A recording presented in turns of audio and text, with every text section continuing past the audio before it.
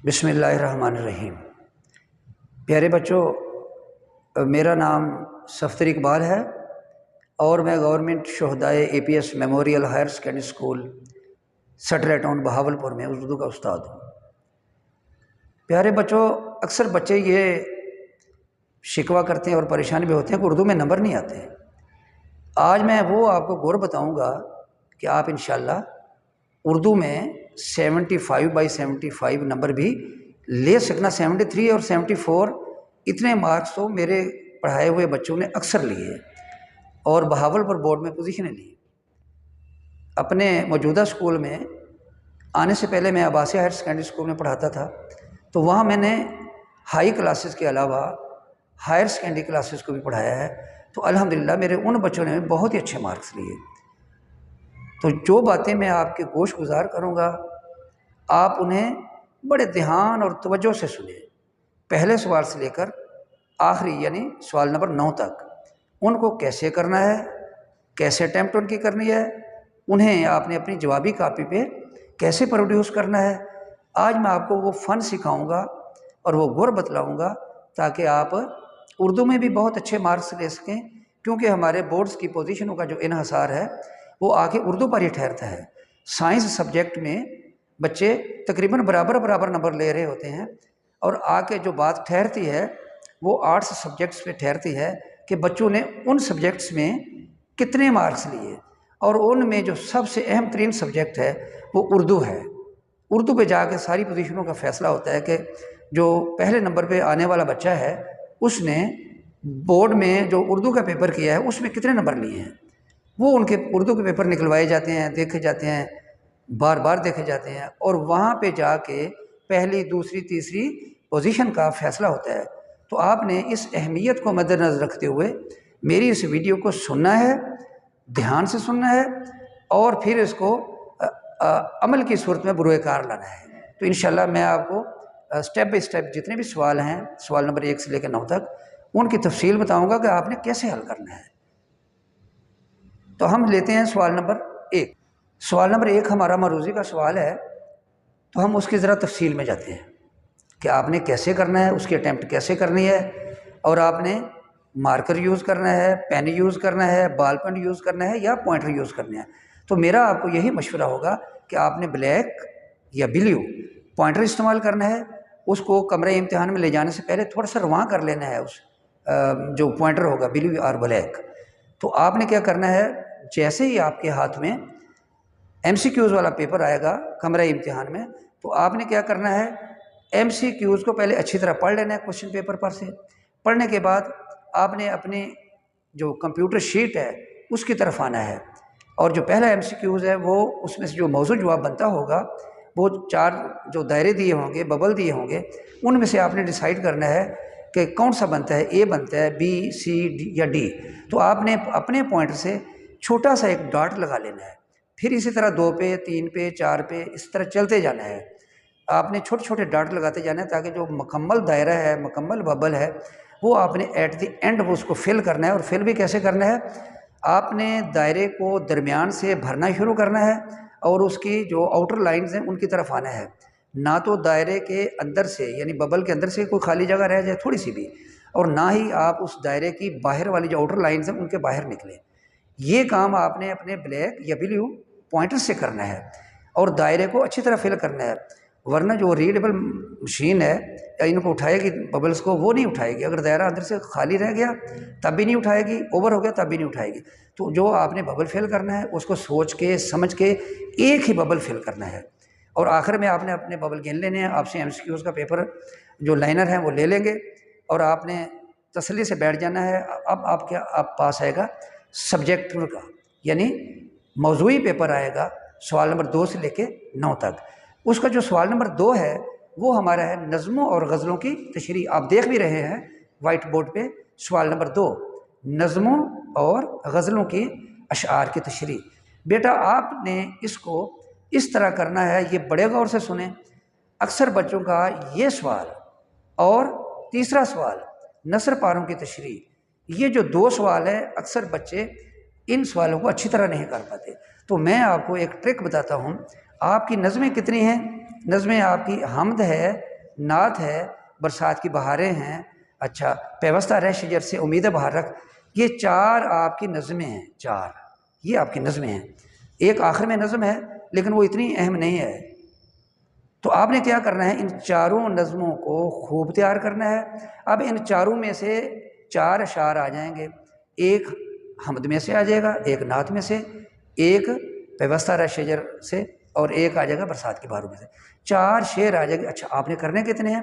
3 کرنے ہیں، تو بیٹا آپ پریفریبلی حمد اور نعت کو پہلے اٹھائیں، یعنی ان میں سے آیا ہوا ایک ایک شعر لازمی کریں چونکہ وہ آسان ہوگا۔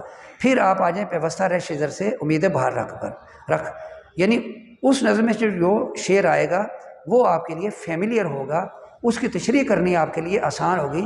وہ کیوں آسان ہوگی؟ حمد ہمیں پتہ ہے اللہ تعالیٰ کی تعریف میں جو نظم لکھی جاتی ہے اس کو حمد کہتے ہیں، اور نبی کریم صلی اللہ علیہ وسلم کی شان میں جو نظم لکھی جاتی ہے ہم اس کو نعت کہتے ہیں۔ تو آپ نے تشریح، چاہے وہ نظم کا شعر ہو چاہے غزل کا شعر ہو، تو آپ نے اس کو کم از کم 1 پیج کی تشریح کرنی ہے۔ شعر کی عبارت لکھیں شعر کے سائن کے ساتھ، اس کے نیچے 1 لائن چھوڑ دیں، پھر لفظ تشریح کا لکھیں، وہ تشریح کے سامنے والی لائن چھوڑ دیں، اور پھر نیچے جا کے آپ 4-5 لائنیں لکھیں، 4-5 لائنوں کے بعد حوالہ جاتی شعر لکھیں، اس کے بعد 3 لائنیں اور لکھیں، تو پورا پیج بھر جائے گا۔ آپ نے 3 شعر آپ نے نظم سے لینے ہیں، 2 غزل سے لینے ہیں، تو اس طرح آپ کے 5 پیج جو ہیں وہ انگیج ہو جائیں گے، بھر جائیں گے، اور آپ کا جو ایگزامینر نمبر دینے والا تو وہ آپ کو 2 نمبر دیتا جائے گا، اس طرح آپ کے 10 نمبر بن جائیں گے۔ تو نظموں کا ہم بات کر چکے ہیں، اب ہم آتے ہیں غزلوں کی طرف۔ غزلیں آپ کی 4 ہیں، میر تقی میر، خواجہ حیدر علی آتش، غالب ہے اور بہادر شاہ ظفر۔ تو آپ نے کوشش کرنی ہے، 3 شعر آئے ہوں گے آپ میں، تو وہ 3 شعروں میں سے آپ نے کوشش کرنی ہے کہ میر تقی میر کی غزل کا شعر لے لیں، چونکہ میر تقی میر غم کا شاعر ہے، حزن و ملال کا شاعر ہے، اور بہادر شاہ ظفر پر جو افتاد ٹوٹی جنگ آزادی کی صورت میں انگریزوں نے جو ظلم و ستم کیے، اس حوالے سے آپ کے ذہن میں بہت ساری باتیں آ جائیں گی۔ تو آپ نے 1 شعر اٹھانا ہے میر تقی میر سے، 1 شعر اٹھانا ہے آگے جا کے بہادر شاہ ظفر کے جو شعر اس غزل سے آیا ہوگا، اور 1 آپ غالب کا لے لیں۔ اس طرح کے یہ 2 شعر آپ نے کرنے ہیں، 3 ہوں گے تو 2 ہی اٹھا لیں، 1 بہادر شاہ ظفر سے اٹھائیں، 1 میر تقی میر سے اس کی غزل سے لے لیں۔ اس طرح آپ نے 5 شعر، 3 نظم کے، 2 آپ کے غزل کے، 5 پیج آپ کے بھر جائیں گے، تو انشاءاللہ ہر پیج کے وہ 2 نمبر دیتا جائے گا، اس طرح آپ کے نمبر ہو جائیں گے 10۔ اگلا ہمارا جو کوشچن ہے وہ آتا ہے نثر پاروں کی تشریح۔ تو بیٹا نثر پارے ہوں گے 2، نثر پارے 2 ہوں گے، آپ نے دونوں ہی کرنے ہیں، 5-5 نمبر کے ہوں گے۔ ان پر ذرا آپ توجہ سے سن لیں کہ آپ نے ان کو کیسے پروڈیوس کرنا ہے، ان کا ارینجمنٹس کیسے کرنا ہے۔ تو آپ نے لکھنا ہے پیراگراف نمبر الف لکھ کے آپ نے لکھنا ہے حوالہ متن میں جا کے آپ نے لکھنا ہے سبق کا عنوان اور مصنف کا نام، جو آپ کی ٹیکسٹ بک میں دیا ہوا ہے نا، سبق کا نام وہی لکھنا ہے، مصنف کا نام بھی وہی لکھنا ہے۔ پھر سٹیپ نمبر 2 پہ آپ نے جا کے لکھنا ہے خط کشیدہ الفاظ کی تشریح۔ آپ نے 4 کالم بنا لینے ہیں، 2 جو آپ کے الفاظ ہیں 1 کالم میں آئیں گے، ان کے آگے آپ نے ان کے 2 معنی لکھنے ہیں، خدا نخواستہ سے 1 معنی آپ کا غلط ہو جائے تو دوسرا معنی صحیح ہو جائے۔ اس طرح پھر آپ نے تیسرے سٹیپ پہ آنا ہے دیے گئے پیرے کا آسان اردو یا دیے گئے پیرے کی تشریح۔ تو بیٹا اگر آپ ایز اٹ از بھی لکھ دیں گے تو انشاءاللہ آپ کا 1 نمبر تو بن ہی جائے گا۔ اگر آپ تشریح کر کے لکھیں گے، فرض کریں کہ 4 لائنیں ہیں تو آپ 8 لائنوں میں تشریح کر دیں، 3 لائنیں ہیں تو آپ 6 لائنوں میں تشریح کر دیں۔ پھر آپ دوسرا پیرا اٹھائیں گے، لکھیں گے پیراگراف نمبر 2 یا بے، اور اس کا بھی ویسے ہی کریں گے حوالہ متن میں آ جائے گا سبق عنوان آ جائے گا، مصنف کا نام آ جائے گا، اور نمبر 2 پہ خط کشیدہ الفاظ کے معنی آ جائیں گے، اور اس میں آپ نے 4 کالم ڈرا کرنے ہیں، 2 آپ الفاظ لکھیں گے، 1 کالم میں 2 آگے ان کے 2 معنی، تیسرے کالم میں 2 الفاظ اور چوتھے میں ان کے 2 معنی۔ اس طرح خدا نخواستہ آپ کا 1 معنی غلط بھی ہوتا ہے تو دوسرا صحیح ہو جائے گا۔ اس طرح آپ کو اس پورشن میں سے 2 نمبر مل جائیں گے، اور جو حوالہ متن والا پورشن ہے سبق کا عنوان مصنف کا نام، اگر آپ نے صحیح لکھا تو آپ کو 1 نمبر مل جائے گا، یہ 3 ہو گئے، اور جو تشریح آپ نے کرنی ہے اس کے 2 نمبر ہیں، وہ اگر تشریح کریں گے تو 2 پورے مل جائیں گے۔ اگر آپ نے پیرا ایز اٹ از جیسے کوشچن پیپر آیا ہوا ویسا لکھ دیا تب بھی آپ کو 1 نمبر مل جائے گا۔ تو یہ آپ نے کوشش کرنی ہے، دونوں پیروں کو آپ نے اٹینڈ کرنا ہے، دونوں کی اٹیمپٹ کرنی ہے۔ اب آ جائیں سوال نمبر 4 پہ، سوالوں کے جواب دو۔ 8 ہوں گے کل، 8 میں سے آپ نے بیٹا 5 کرنے ہیں۔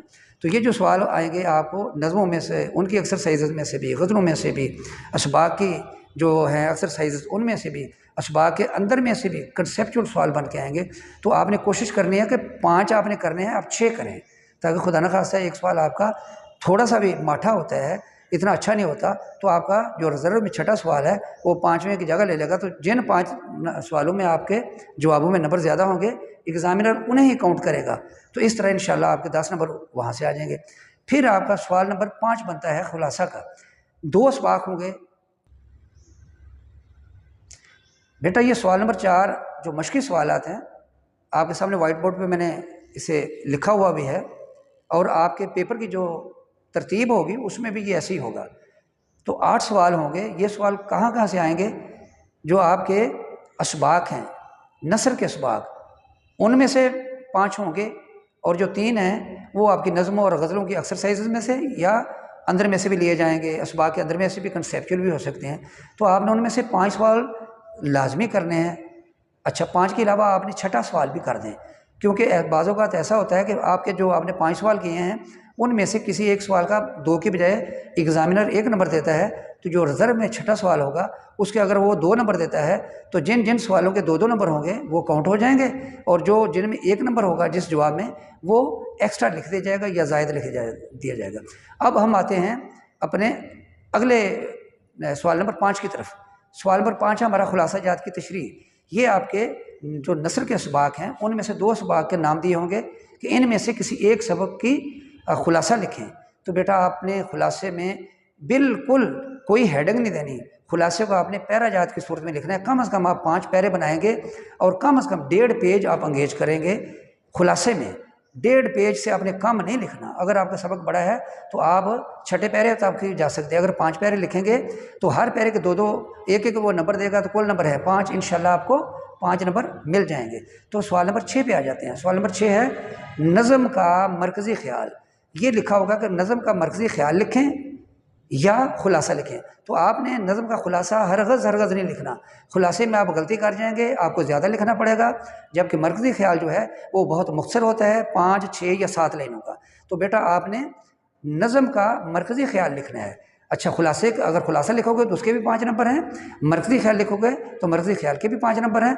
मरकज़ी ख्याल बहुत मुख्तसर है, 5 लाइनों से लेकर 7 लाइनों तक आप लिखेंगे तो आपके 5 नंबर इंशाल्लाह आ जाएंगे। खुलासे में आप ना उलझें, आप नज़म का मरकज़ी ख्याल लिखें। इससे आगे चलते हैं। सवाल नंबर 7 बनेगा जो हमारा है ख़त या एप्लीकेशन है, दरख्वास्त है। तो मैं आपको यही तजवीज़ करूँगा कि आप उसमें ख़त लिखें। ख़त और एप्लीकेशन में से आपने एक चीज़ का इंतखाब करना है, या तो आपने ख़त लिखना है या आपने दरख्वास्त लिखनी है। तो बेहतर है कि आप ख़त लिखें। ख़त के जो हैं अलकाब आदाब वगैरह उनकी अरेंजमेंट्स जैसे आपके उस्ताद ने भी बताई होगी। अब ये वीडियो की मजबूरी की वजह से मैं तफसील में ज़्यादा नहीं जाऊँगा। तो आपने जो ख़त है उसकी अरेंजमेंट सही करनी है, सही तरीके से उसको शुरू करना है। उसमें आपने इंग्लिश वाले लेटर का ख्याल नहीं रखना। इंग्लिश वाले लेटर में हमने कामा या फुल स्टॉप, उसके मुख्तलिफ असूल हैं, और जो उर्दू का लेटर है उसमें ख़त है, उसमें अलकाब आदाब, उसमें अपने असूल व ज़वाबत हैं। तो आपने ख़त की अटैम्प्ट करनी है। हाँ, ख़त आपको नहीं आता तो फिर आप एप्लीकेशन दरख्वास्त पे जाएंगे और उसको भी वैसे ही लिखना है जैसे उसकी अरेंजमेंट्स है। और एक बात बड़ी ज़रूरी जहन में रखें, ख़त और एप्लीकेशन को आपने अपनी जवाबी कापी के एक ही पेज पर लिखना है। इसके बाद आपका सवाल नंबर आ जाएगा 8।